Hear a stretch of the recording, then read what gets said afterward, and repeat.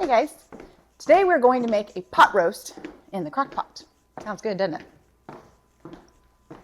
So I've already got my roast out. I've got it all seasoned. It's been sitting out. I like to kind of get it a little bit more room temperature, or at least just not as cold as being in the refrigerator.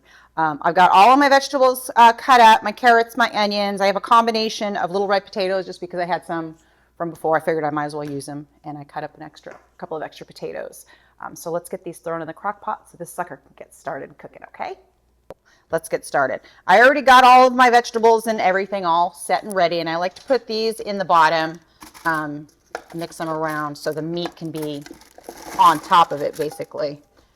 So all those juices from the meat will sprinkle through into the vegetables. And like I said, I've already got these all seasoned. I just went ahead and used my McCormick steak seasoning, a little bit of salt and pepper, nothing too crazy.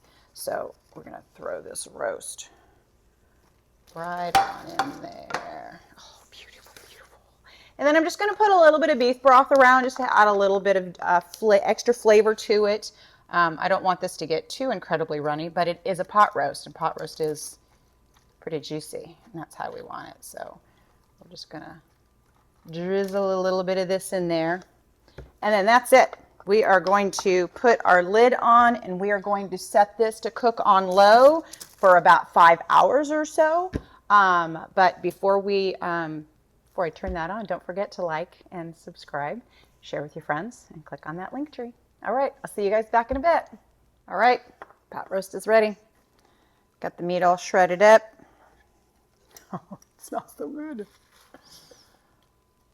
How yummy and meaty that is. Make sure to get plenty of carrots and potatoes and the onions in there. I'm a sucker for the carrots. There we go.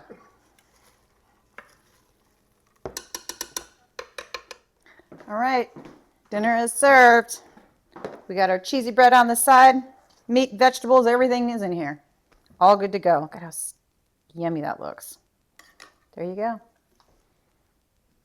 Well, another fun adventure in the kitchen. I hope you guys had fun. I know I did. I'll see you next time, okay? Bye.